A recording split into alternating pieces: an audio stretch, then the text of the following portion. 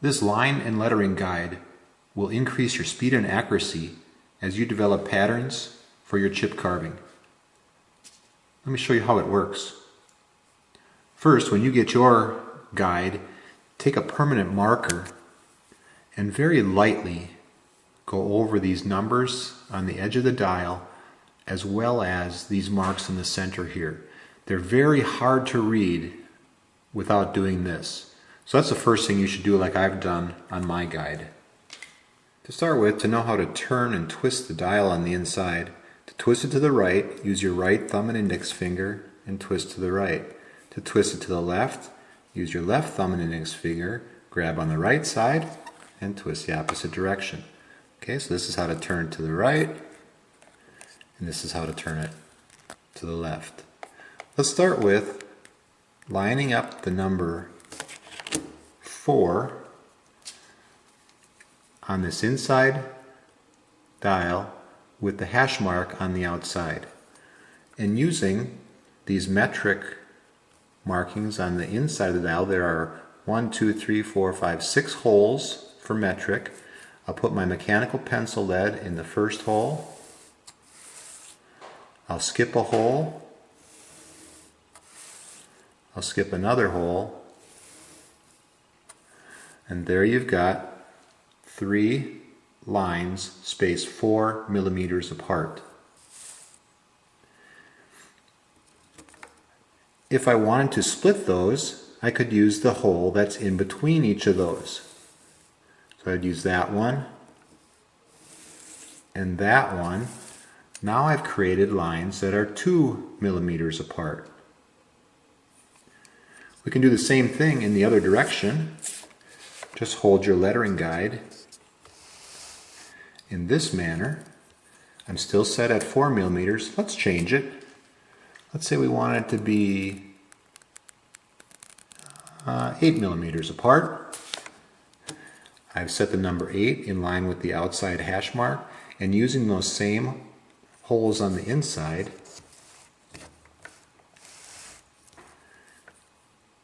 I will now make vertical lines 8 millimeters apart. Okay, there are 4 lines 8 millimeters apart. If I put my pencil in the center hole between each of those lines, now I'll have lines that are 4 millimeters apart. That's the basics of using the line and lettering guide for metrics. If you prefer working in inches and fractions of an inch, there is a way to do that with this guide as well. Spaced on the edge here, you will find 1 inch, 2 inches. This line right here will be 1 inch from your straight edge on the bottom, or 1 inch from the bottom of the lettering guide. And of course, then this line up here will be 2 inches from the top. And in between each of those marks, you'll find 8 holes, representing 1/8 of an inch. So let's say I want it to be 1 1/8 inch from the edge. Those lines are spaced 1/8 inch apart. I can make the next line also 1/8 inch apart, or 1/4 of an inch from the bottom line here. Okay, so each of these holes spaced 1/8 of an inch apart from each other. So that's an easy way to work with fractions. If we don't want to work with evenly spaced 1/8 inch increments, we can use the dial on the inside once again. Each number will represent 30 seconds of an inch. So if I set this at the number 5 and lined it up with that outside hash mark, I'm going to be working in 5 30 seconds increments. And to do that, I'll work with the second row of holes up from the bottom. So this first, put my mechanical pencil in the hole. There's my beginning line. If I skip a hole, right there, that line is 5 30 seconds from the first line. Skip another hole, that line again, 5 30 seconds between each other. There are also holes in between those, and again, they split right down the center, so that each of those lines now is not 5 32nds, but instead 5 64ths from each other. This might seem confusing at first, but once you get the hang of using this guide, it really is very quick and very easy, and will speed up your layout considerably. I've drawn a sample rectangle here to show you how easy it is to use the lettering guide to draw a border around a shape like this. I've set my scale at 6 and lined it with the outside hash mark. Now, using these metric holes up on the top, I've lined the bottom hole up with the bottom line.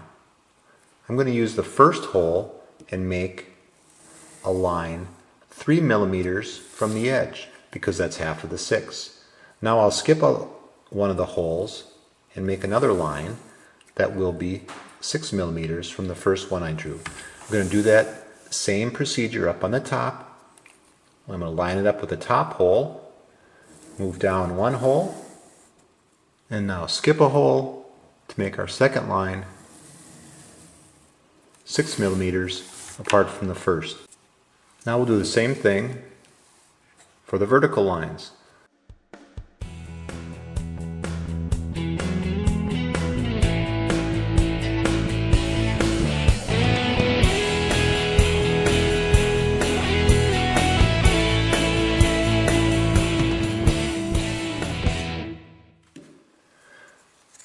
I've used my drafting table with this line and lettering guide, but you can do the same thing with your T-square.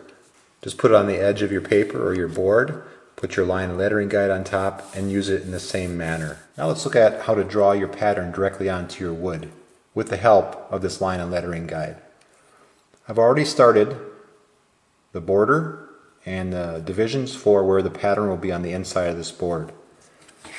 I want it to be 8 millimeters from the edge, so I'll set my guide on the number 8, line up the top hole with the edge of the board, and now draw that line, and now it's exactly 8 millimeters from the edge. From there, this next line is spaced 4 millimeters from the outside, so I know that if I don't skip a hole, I will now be 4 millimeters from that outside edge. And let's do another one 4 millimeters away. Same, don't skip a hole, just draw it 4 millimeters. Let's do the same on the vertical now.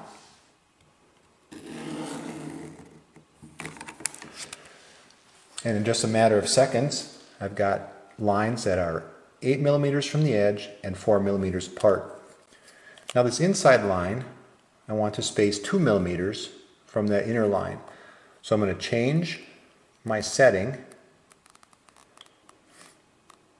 to the number 2. Line up the outside hole with that line and put your pencil in the first hole and draw a line. And the same thing for the vertical. And that line is 2 millimeters from my previous line.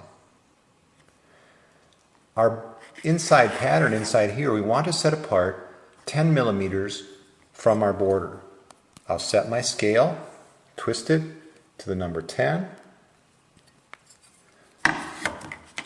Again, line up the outside hole with the line, come down to the next hole. That line is now 10 millimeters from the previous line, is also 10 millimeters away. The line and lettering guide is available in the My Chip Carving store.